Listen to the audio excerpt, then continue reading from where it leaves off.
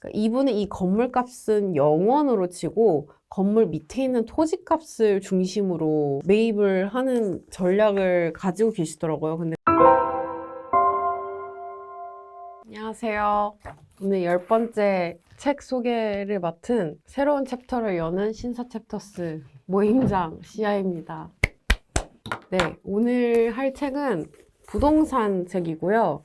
부동산에서도 상업부동산을 다루는 책입니다. 제목은 월급쟁이 건물주로 은퇴하라 라는 책이고, 저자는 영끌남이라는 필명을 쓰시는 분입니다. 인스타에서도 유명하시고요. 아마 많은 분들이 알고 계실 거예요. 책값은 제가 왜 언급을 하고 싶은지 모르겠는데 19,800원이고요. 내용과 비교를 하자면 그 정도 값은 하는 책이다 말씀을 드리고 싶고, 제 생각에는 아마 정가제를 실시하고 책값이 많이 올라가는 추세라서 언급을 하고 싶은 것 같아요. 그러면 시작해 봅시다. 지은이, 영끌남 먼저 소개시켜 드리자면 되게 매력적인 소개를 써놓으셨어요.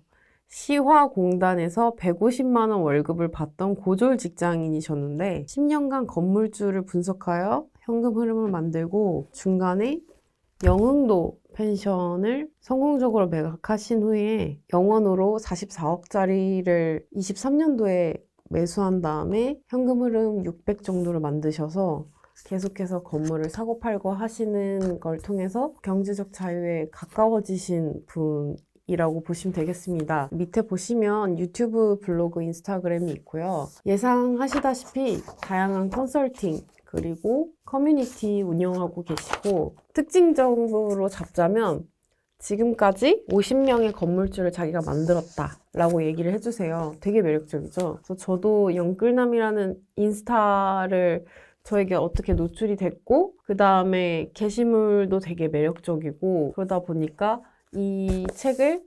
교보문고에서 만나게 됐을 때 궁금하다 해서 투자하게 되었습니다. 그럼 한 줄 평을 먼저 시작해 볼게요.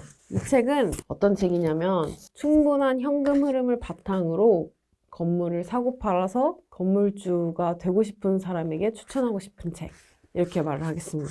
그러면 충분한 현금 흐름은 뭘까에 대해서는 중반쯤에 말씀을 드릴게요. 왜냐? 그래야 끝까지 보실 테니까. 자, 처음에 보시면은 지극히 평범한 당신도 건물주가 될 수 있다 이렇게 얘기를 하면서 잔고를 먼저 보여주십니다. 보시면 마이너스 50억이었다가 마이너스 27억이 되어 있어요. 2024년에 신한은행 통장 잔고라고 하는데 마이너스 50에서 27 됐으니까 23억을 번 거겠죠. 그래서 영끌남이라는 이름에 어울리게 인스타도 되게 매력적이셨던 이유가 잔고를 증명을 하시고 빚을 보여주시면서 레버리지를 최대한으로 끌어쓰시면서 그것도 현명하게 좀 좋은 선택을 하는 모습을 보여주시니까, 이게 다른 분들이 사기꾼이시든 아니시든 상관없이 다른 분들이 나는 부자다 라고 얘기하는 거랑은 좀 다른 느낌의 신뢰를 가져오더라고요.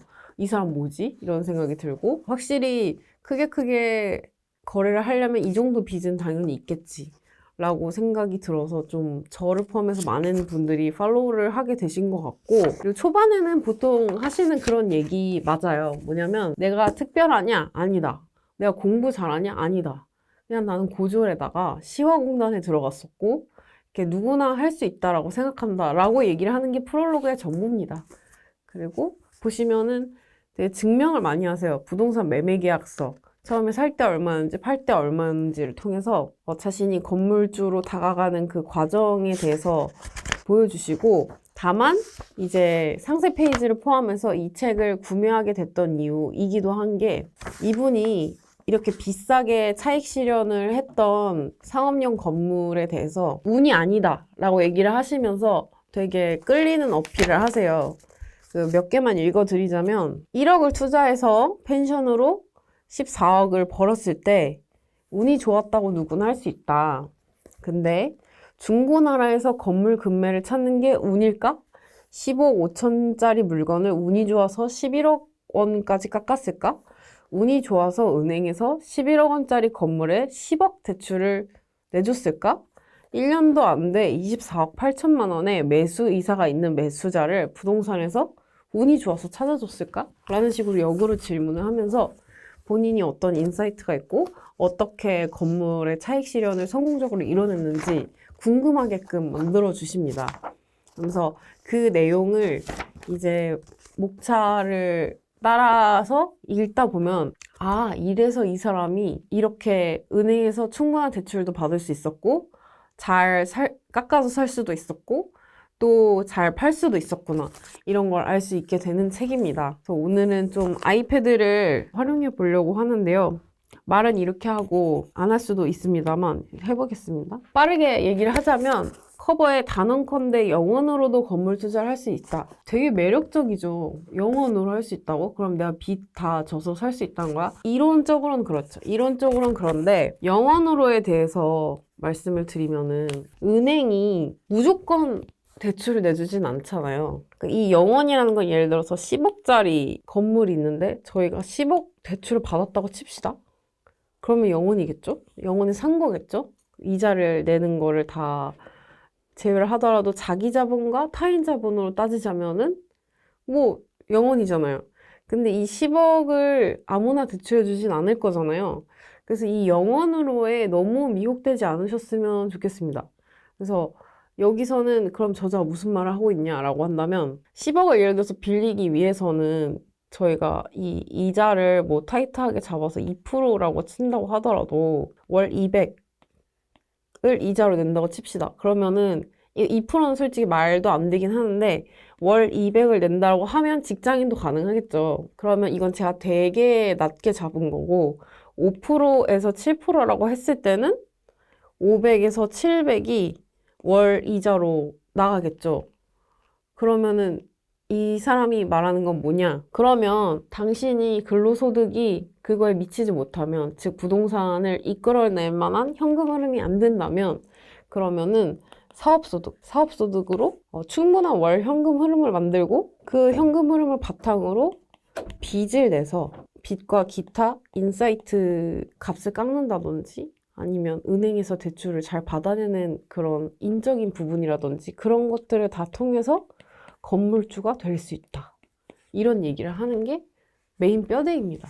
보이시나요? 월 500? 나 500을 못 버는데? 500의 여유가 없는데? 라고 한다면 이 분을 통해서 사업소득을 매월 그게 공간 사업이든 뭐 다른 사업이든 그 정도 현금 흐름을 낼 수 있는 거를 먼저 만든 다음에 그 다음에 그걸 바탕으로 현금 흐름을 바탕으로 은행에 가서 건물을 살 수 있는 빚을 지고 그 다음에 그걸 갚으면 그 현금 흐름을 바탕으로 갚으면은 건물주가 되는 것이다. 이렇게 얘기를 해요. 네, 그게 메인이고 그 중간중간의 인사이트는 제가 이제 책을 보면서 전달을 드리겠습니다. 책은 총 6장으로 나뉘어져 있고요. 그러면 대출을 10억은 너무 많은 거 아닙니까? 라고 하시는 분에게 먼저 1장에서 얘기를 해줘요. 대출은 빚이 아니라 빚이다. 이렇게 얘기를 하면서 레버리지라는 말 아시죠?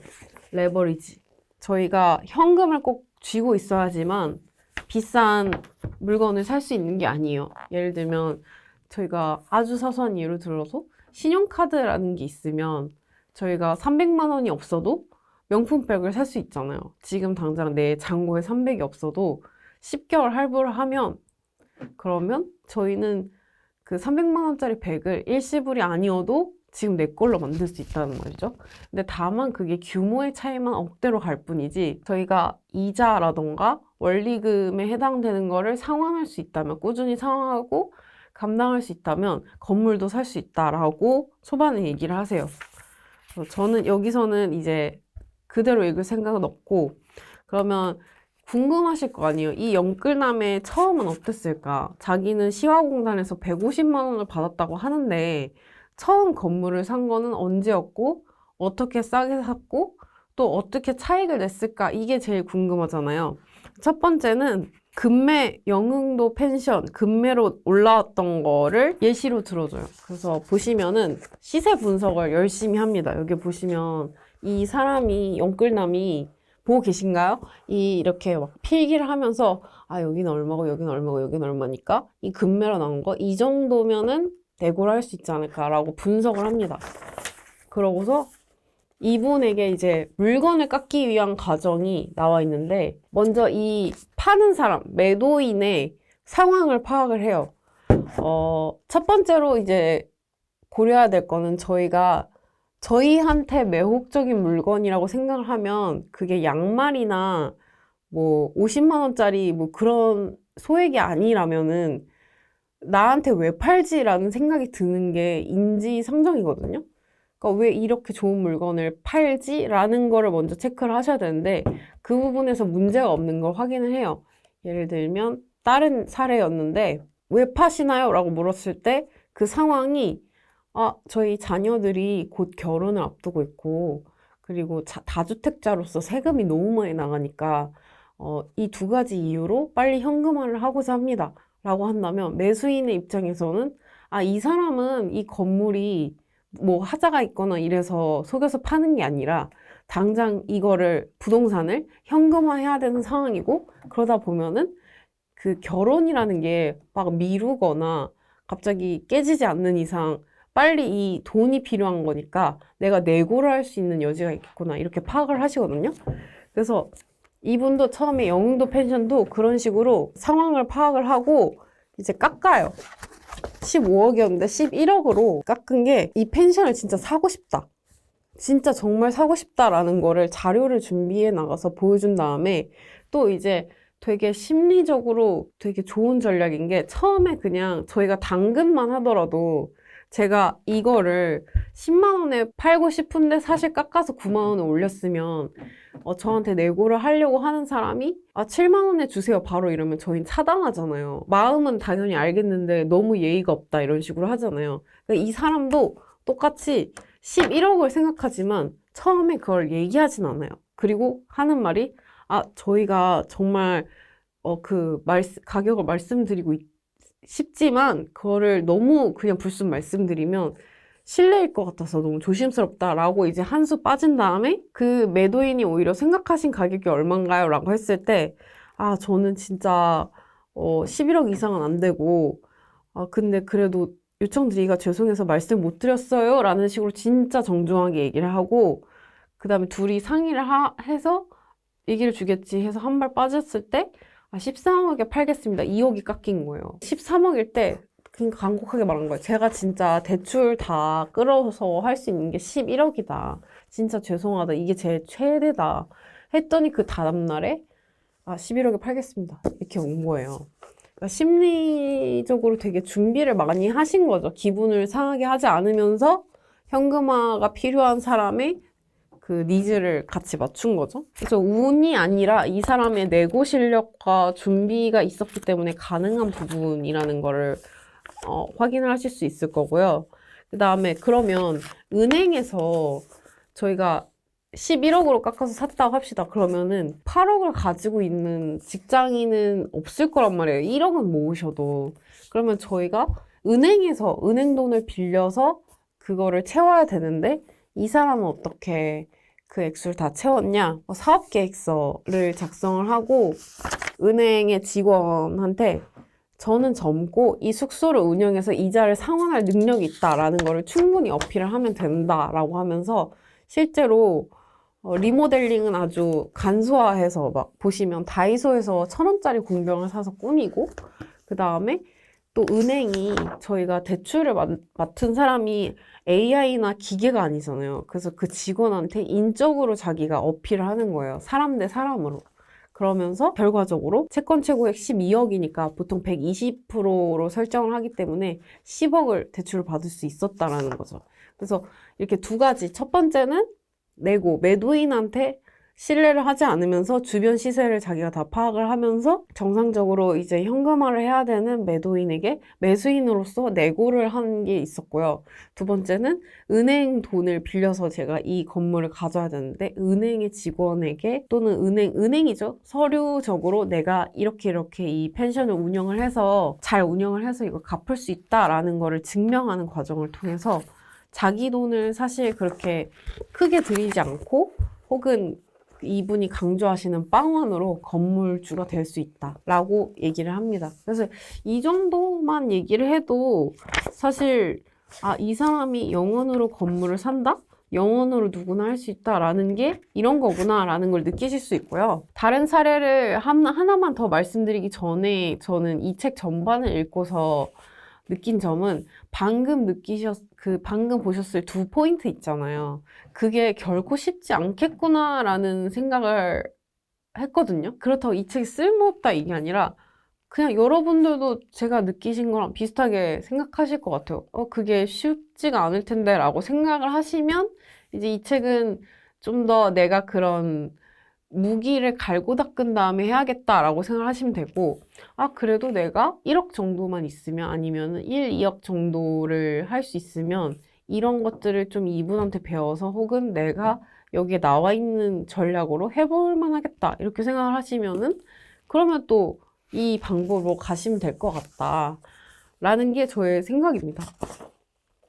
그러면 이분이 이 영웅도 펜션을 잘 했잖아요. 그 다음에 또 다른 게 있었거든요. 근데 부천에 있는 어떤 1층에 현대자동차가 있는 건물을 또 빵원으로 샀다라고 이제 어그로를 잘 끌어주시는데 이거는 무려 44억 3천만 원짜리입니다. 근데 이것도 원래 45억짜리인데 그 4층에 있는 명도를 해야 되는 사람이 안 나가겠다고 해서 그거를 그 원래 건물주한테 그러면은 난 이 사람 안 나가도 되니까 이 사람도 안 나가면 좋으니까 7천을 빼고 그 가격으로 하자 이렇게 해가지고 이 건물을 또 잘 차익 실현을 하신 걸로 저는 알고 있습니다. 그러면서 다른 예시로는 뭐 1억 원으로 건물 사보기는 내용이 어떤 거냐면 재개발이나 이런 거를 노리고 좀 현금 흐름, 그러니까 엑시트를 하시는 분들의 물건을 잘 사서 재개발이 될 시공사한테 그 재개발을 할 곳은 시공사 건설사들이 되게 눈여겨보고 있거든요. 근데 토지를 좀 높게 매입을 한대요. 그래서 그 차익을 볼 수 있다라는 게 핵심입니다. 중요한 거는 저는 이분을 보면서 느꼈던 거는 이분은 건물을 살 때 건물을 사면 이렇게 밑에 땅이 있는데 이 땅값을 중요하게 보더라고요. 그러니까 이분은 이 건물값은 0원으로 치고 건물 밑에 있는 토지값을 중심으로 매입을 하는 전략을 가지고 계시더라고요. 근데 그게 저는 되게 새로웠기 때문에 한번 상업용 건물에 대해서 어떤 전략을 가지고 이렇게 이길 수 있나? 라는 게 궁금하시면 읽어보셨으면 좋겠고, 이제 세 번째, 마지막으로는 이분이 어떻게 그런 인사이트를 가졌을까라는 내용이 되게 자세히 나와 있어요. 그러니까 시화공단에서 150만 원을 버시는 분이 마인드적으로 내가 건물주가 되겠다라는 것도 대단하지만 그런 거 위주로 쓰여 있지도 않지만 이분이 어떻게 소득을 늘리고 사람을 고용을 하고 또 빚을 이렇게 전략적으로 지을 수 있을까라는 부분이 되게 많이 나와 있거든요. 짧게 설명을 드리면 이분이 150만 원을 받는 거지만 그런 말 있잖아요. 대기업에 가면 대기업에 정말 수많은 그 작은 단위의 일 중에 하나만 맡게 돼서 인생 전체를 봤을 때는 차라리 작은 곳에 가서 그게 업무 분장은 되게 모호할지라도 여러 가지 문어발식으로 내가 다 해봐야 되는 곳에서는 내가 다 할 수 있는 혹은 후에 창업을 할 수 있는 사람이 된다라고 얘기를 하는데 그 마인드로 중소기업에서 기계를 그 일을 되게 어렵게 배우신 다음에 기계를 구매하시고 또 창업을 하시고 또 그 과정에서 같이 일을 열심히 했던 사람을 아파트를 준다든지 예를 들면 그런 말이 있었거든요. 40대고 초등학생 아이를 둔 사람을 자기 직원으로 오래 둘 수 있는 방법은 뭐 아파트를 보증금을 준다든지 아니면은 둥지를 마련을 해주면 그 사람은 절대 떠나지 않는다 이런 말이 있거든요. 그런 식으로 사람을 부리는 그런 지혜도 배우셔서 회사를 또 성공적으로 운영을 하신 거죠. 그래서 그런 내용이 나와 있고 마지막으로는 마케팅이잖아요. 이 책도 결국엔 마케팅이고 제가 이렇게 제 얘기를 하는 것도 다 마케팅인데 그 마케팅도 어떻게 했는지 조금 나와 있습니다. 그래서 전반적으로 이분은 한 사이클이란 말이 좀 모호할 수 있는데 시드를 마련하고 일적으로 어떻게 돌아가는지 파악을 하고, 그다음에 빚을 잘 지면서 내가 파악한 좋은 물건에 대해서 적당히 협상을 하고 대출을 잘 받으면서 또 차익 실현을 하고 하는 그 마케팅까지, 그 처음부터 끝까지를 한번 돌려본 다음에 그 다음에 나는 계속 그걸 잘 하고 있고 여러분들한테는 그 한 사이클을 한번 가르쳐 주고 싶다. 나는 시행착오를 많이 했으나 여러분들은 그 한 사이클을 내가 있는 커뮤니티에서 더 같이 잘 키우고 돌렸으면 좋겠다. 누구나 될 수 있다. 이렇게 얘기를 하시는 분이에요. 그래서 저는 조심스럽지만 두 가지를 얘기 드리면, 하나는 이 책을 어떻게 보면 저도 채널에서 소개시켜 드리는 거니까 보고 계신가요? 영끌남님 좋으셨으면 한번 나와주시고, 또 두 번째로는 이 책은 그냥 되게 다른 책처럼 야 너도 나도 이렇게 누구나 될 수 있다 이렇게 엄청 편하게 얘기하는 책은 아닌 것 같아요.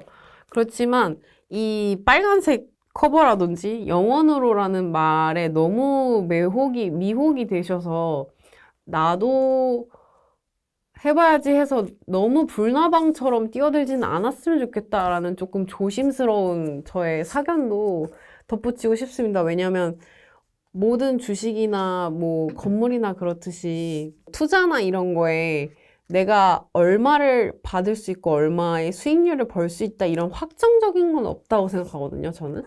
그래서 그런 것도 한 번쯤 좀 너무 내가 불나방처럼 나도 해야지 이런 식으로 생각을 하지 마시고, 이분이 이 책에서 묘사한 인사이트와 어떻게 보면은 많이 쓰여져 있지 않은 시행착오를 조금 겪으면서라도 나는 건물주가 되고 싶고 차익 실현하고 싶다라고 한다면은 이 책을 좀 추천드리고 싶습니다. 자, 그래서 정리해 볼게요. 자, 건물을 사려면 빚을 많이 져야 되겠죠. 그럼 빚을 잘 지려면 내가 지금 매월 현금 흐름이 충분해야 되겠죠. 빚이 크면 클수록 현금 흐름도 커야겠죠. 그럼 이 현금 흐름을 내가 지금 받고 있는 월급이나 그런 게 아니라 사업소득 혹은 투자소득으로 충분히 만들어 놔야겠죠. 그러면 빚을 질 수 있고, 그 다음에 이 건물을 싸게 사기 위한 내고 전략이라든지, 아니면 두 번째, 은행에 이제 내가 잘 증명을 하는, 잘 설득을 하는 과정이라든지, 요런 것들에 대한 스터디와 또 이 분석을 하는 경험이 필요하겠죠. 분석력이 필요하겠죠. 그래서 그런 것들이 다 있을 때 가능하다. 그리고 이 저자는 그럼 이 현금 흐름 만드는 게 좀 힘든데요 라고 한다면 그것도 우리 커뮤니티에서 같이 해보자. 이렇게 얘기를 하시는 분입니다. 그래서 자, 여기까지 이 평범한 직장인이 20대에 100억 건물주가 된 비법이라는 소제목을 가지고 있는 영끌남님의 월급쟁이 건물주로 은퇴하라라는 책, 따끈따끈한 신상책 다뤄봤고요.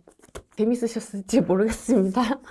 이 책 읽어보시고 아니면 커뮤니티에서 활동하시고 계신 분들은 어떠신지 좀 댓글로 나눠주시면 너무 감사하겠고, 또 이 책 중간에는 비밀 링크가 있습니다. 그래서 한 번쯤 나는 건물에도 관심이 많은데 하시면은 책 구매해서 읽어보시면 좋을 것 같습니다. 그럼 저 오늘의 책 소개는 여기까지 하겠고요. 유익하셨거나 재미있으셨으면 좋아요, 구독 부탁드리겠습니다. 그러면 다음에는 모임으로 찾아뵙으면 좋겠습니다. 들어가세요.